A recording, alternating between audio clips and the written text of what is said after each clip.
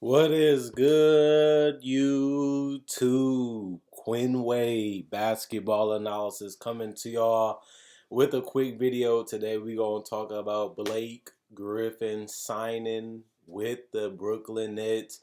After he clears waivers, he will be going to the team that just got James Harden, who has been playing on the MVP level. But not only that, they also got Kyrie playing some of the best basketball, if not the best basketball of his career. And they got Kevin Durant playing like the MVP Kevin Durant that we seen years ago, being efficient, being unstoppable, being unguardable, hitting shots from all over the court, and impacting the game with the rebounds and the assists and help defense. And it's exciting for the Nets fans because you get Kevin Durant damage. We don't really know what he's going to be. We don't really know how long it's going to take him to get to the old Durant. And now you have a team that is a half game, under the Philadelphia 76ers for the number one seed in the Eastern Conference. And they're figuring it out. I think this part that sucks right now about the Brooklyn Nets is the fact that they haven't been healthy. I think that's the toughest part for them is Kevin Durant has missed so many games this year. And not only that, Kyrie Irving has missed a lot of games and been in and out of the lineup.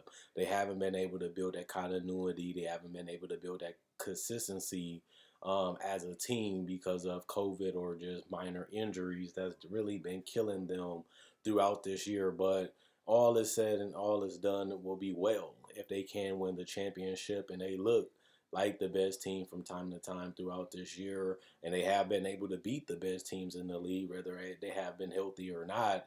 And I think that that's a confidence builder, knowing that you can compete with those guys, and you haven't been practicing that much, you haven't been together that much, and you can go out there and beat a lot of these teams that have had duos together, who have had the coaching and the consistency together, and you guys are just thrown together this year, and you guys have been able to beat any team that they have put in you that is a contender, and have done it pretty well, or have could pretty much been consistently beating them throughout the entire game. So the ceiling for this team is ridiculous if they can get healthy and if they can play together and figure out their roles like they've been doing. And the best part about the Nets is their defense has been better. It has been getting better, and that was the biggest thing. The biggest thing that was a concern is, can this team defend?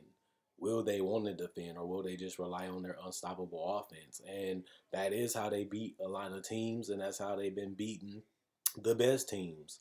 But if you want to win in the playoffs, the game slows down, and those careless turnovers and those tough shots, it hurts more when you're going against teams that equally as good as you, or they have good game plans against you. And seeing how they've been able to try to balance it out has been an improvement. It shows you that they care.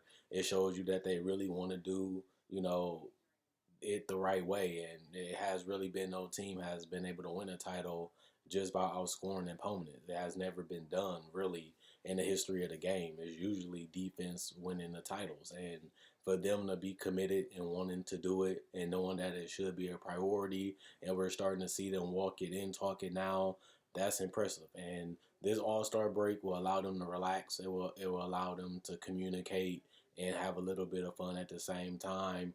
But a lot of people look at this team as a team that can win the title now, and that's something that they didn't really believe going into the season. They thought that Kyrie and Kevin Durant would be interesting. They can possibly get to the finals and lose to the team like the Lakers. Now, things are starting to fall in place. This team is starting to look a lot better, and adding Blake Griffin only helps that, because I feel like Blake Griffin has looked like a shell of himself.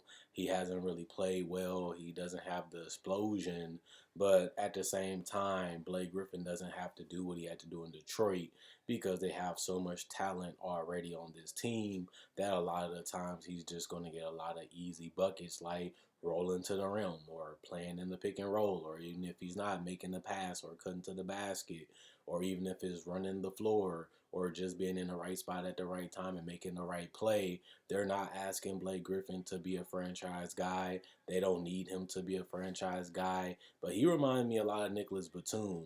If he can do the little small little things, it will allow them to play a lot of lineups that can give teams problems, or it can allow them to have uniqueness that other teams can't do. And it allows them to put Kevin Durant at the three. You know, you can have Kyrie, you can have James Harden, you can put KD at the three and put Blake at the four, and he can rebound and play that position pretty well. And you can switch still and allow KD to guard other bigs that Blake can't keep up with at this point. And you can still keep that uniqueness and that versatility without giving up as much defensively because Blake just isn't there yet. But, you know, Blake hasn't shot the ball that well from the field, hasn't really shown that he can really adapt right now. And he's coming off major injuries, but he not that long ago, he was an all-star. So it isn't like Blake Griffin has fell from the earth and can't play basketball or don't bring anything to the table.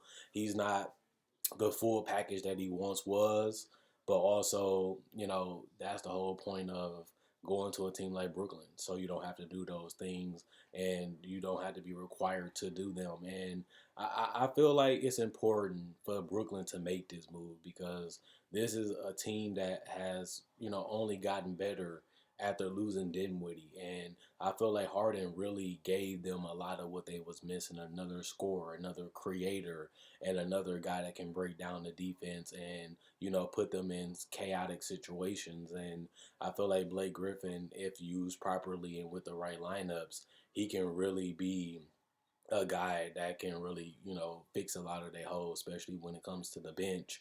And, you know, I think they will motivate him.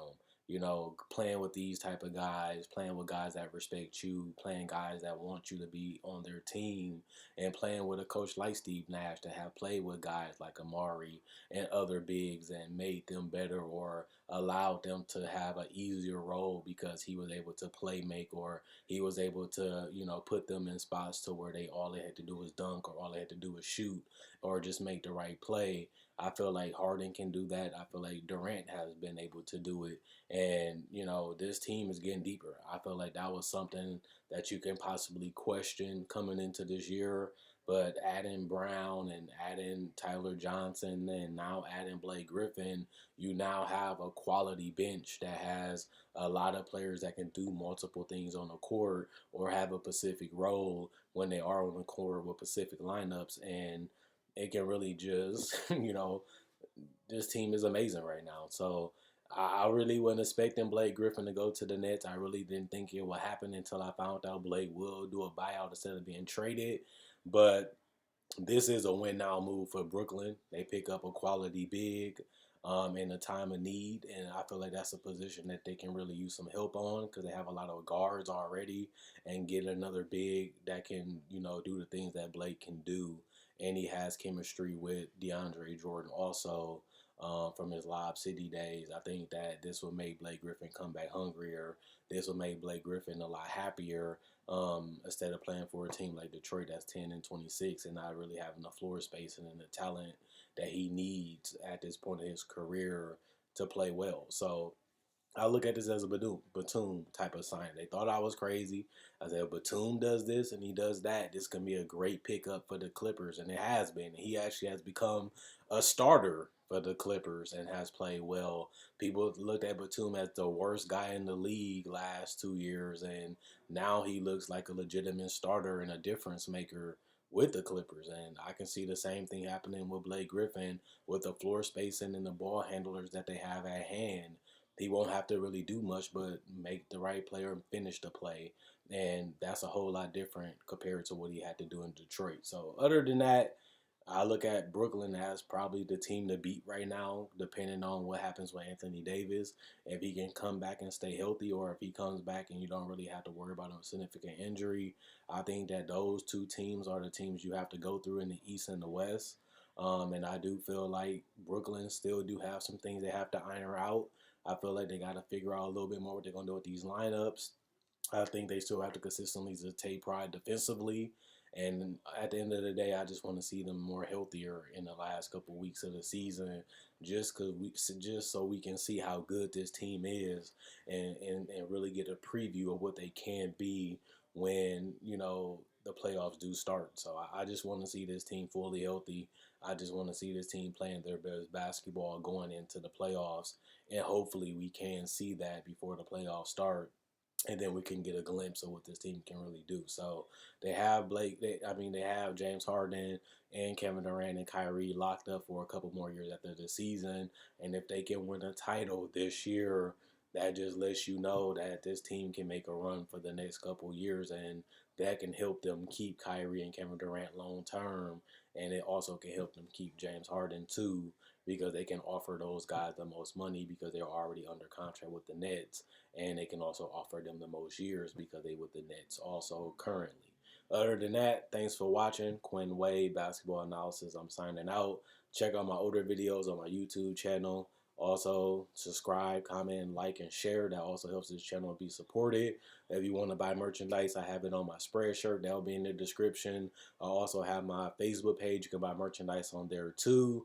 Not only that, thanks for the love. Thanks for the support. Thanks for watching. Quinn Wade, Basketball Analysis, signing out. And let me know what you guys think about the Brooklyn Nets and Blake Griffin being signed.